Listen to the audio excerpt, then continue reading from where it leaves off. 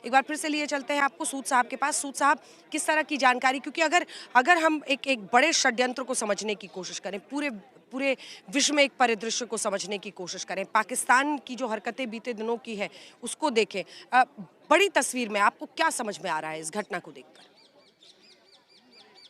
देखिए, मैंने पहले भी कहा, बड़ी तस्वीर ये है कि पहली चीज तो कश्मीर का इशू, जो इंटरनेशनली ट्रैक्शन उसमें बहुत कम हो रही थी, उसको दोबारा रिवाइव करना है। दूसरी चीज ये कि इंटीरियर में सीमावर्ती राज्यों में तो ब्लास्ट होते रहे हैं, परंतु इंटीरियर में ये ऐसा ब्लास्ट पहली बार लगभग 2 दशकों के बाद हुआ है। 2009 के बाद, बॉम्बे ब्लास्ट के बाद पहली बार हुआ है। तो इसका एम ये है कि एक तो जनता में दहशत फैला देना, और दूसरा इसको ये सरकार को ये बता देना कि हम अभी भी एक्टिव हैं, आप ये ना समझें कि हम लोग खत्म हो गए हैं। इसलिए मेरा ये सोचना है कि हमें हमारे इंटेलिजेंस और सिक्योरिटी जो एस्टेब्लिशमेंट्स हैं उनको काफी अलर्ट रहना पड़ेगा, और पहलगाम के 6 महीने के अंदर अंदर इतनी बड़ी घटना फिर हो जाती है। रिकवरीज हो रही हैं, ये बहुत अच्छी बात है, और उसके लिए जो भी पुलिस एजेंसीज और सिक्योरिटी एजेंसीज है उन्होंने बड़ा अच्छा काम किया। परंतु इतना सामान, जैसे लगभग कह रहे 3600 लीटर अमोनियम नाइट्रेट रिकवर हुआ, या इस गाड़ी में जो भी ब्लास्ट रिकवर हुआ होगा, वो सब चीजें आ कहां से रही हैं, कैसे प्रोक्योर हो रही हैं, इन सब चीजों के ऊपर इंट्रोस्पेक्ट करने की जरूरत है। ये लैप्सेस जो बार बार होते हैं, पहलगाम, पुलवामा, ये इन पे रोक लगाने की बहुत बड़ी आवश्यकता है। और दूसरी चीज आप देखें, दिल्ली में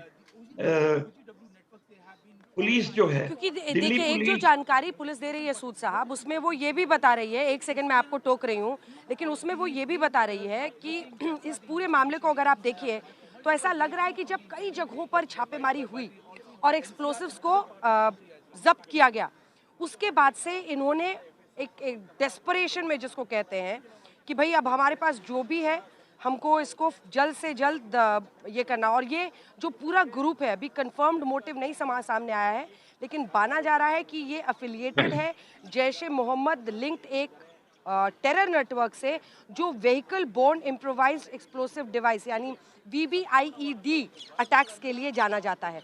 और ये साफ इशारा कर रहा है कि आखिर किस तरह से, मतलब फिर आखिरकार इनके पास जितना भी एक्सप्लोसिव था उसके साथ गाड़ी में आते हैं, 2-3 घंटे इंतजार करते हैं, क्योंकि उनको ऐसे वक्त पर यहाँ धमाका करना था जब थोड़ा अंधेरा हो जाए, जब भीड़ थोड़ी हो जाए, और उसके बाद यहाँ पर आकर ये धमाका कर दिया जाता है।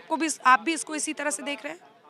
मैं बिल्कुल सहमत हूं कि जो रिकवरीज हुई हैं उससे ये लोगों ने सोचा कि बाकी और रिकवरीज भी ना हो जाए, उससे पहले पहले हम ये कार्रवाई कर लें, जिससे है कि अटेंशन हमारी तरफ आ जाए। क्योंकि जो जिस हिसाब से सिक्योरिटी एजेंसीज बढ़ रही थी, मुझे लगता है 1-2 दिन में अगर इन तक पहुंच जाती हो, परंतु क्वेश्चन यही रह जाता है कि पहले कैसे इतना सामान आ गया। और ये मैं बिल्कुल सहमत हूं कि ये व्हीकल बोर्न आईडीज हैं और सुसाइड अटैक्स हैं, ठीक है, मैं लौट रही हूँ एक बार। गृह मंत्रालय में इस वक्त बैठक शुरू हो गई है और जितेंद्र बहादुर हमारे साथ, हमारे सहयोगी जुड़ रहे हैं। जितेंद्र, बैठक शुरू हो गई है, कौन कौन शामिल हो रहा है इस बैठक में गृह मंत्री अमित शाह के साथ? और देखिए अंजना, बैठक जो है वो 11 बजे शुरुआत होगी। केंद्रीय गृह मंत्री अमित शाह की अध्यक्षता में ये बैठक की जा रही है, और सबसे बड़ी बात यह है कि इसमें दिल्ली पुलिस कमिश्नर के साथ साथ NIA की DG, NSG की DG और इसके साथ ही IB चीफ को इस बैठक में बुलाया गया है। और जो जम्मू कश्मीर के DGP हैं वो वीडियो कॉन्फ्रेंसिंग के जरिए सीधे जम्मू कश्मीर से जुड़ेंगे। तो जिस तरीके का हमने देखा है कि कल रात से लगातार कोऑर्डिनेटेड वे में सभी एजेंसियां जो हैं वो रेड फोर्ट का जो चौराहा है वहां पर मौजूद थी, जहां पर गाड़ी में ब्लास्ट हुआ है। और वहां से जो इनपुट्स निकल करके आ रहे हैं उससे ये साबित हो रहा है, MHA सूत्र ये बताते हैं कि जो फरीदाबाद मॉड्यूल है और इसके साथ साथ जो यहाँ का रेड फोर्ट के सामने जो मॉड्यूल है जिसने गाड़ी पर व्हीकल बॉर्न ID का जो है इस्तेमाल किया है, वो दोनों मॉड्यूल एक जैसे हो सकते हैं। इन तमाम चीज़ों को लेकर के बड़े स्तर पर इस वक्त छानबीन की जा रही है।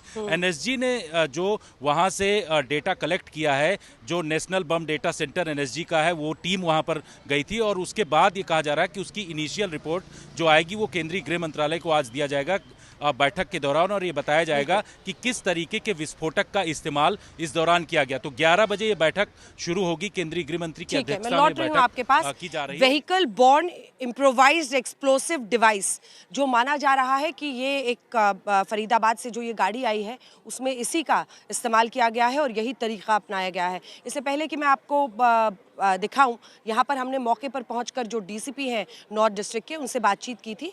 आइए आपको सुना देते हैं गृह मंत्री अमित शाह ने कैसे बीते दिन कहा था कि अभी सीधे तौर पर इसको टेरर से जोड़ने का जब सवाल उनसे पूछा गया, उन्होंने यही कहा कि हर एंगल से हम इसकी जांच करेंगे।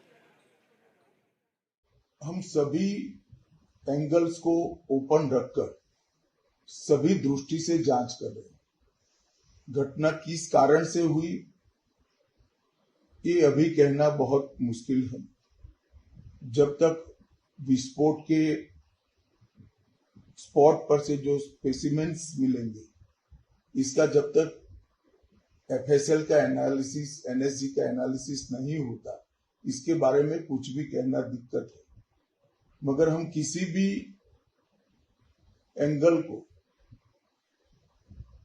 बंद नहीं मानते हैं। सभी एंगल का हम दृढ़ता के साथ आगे जांच करें।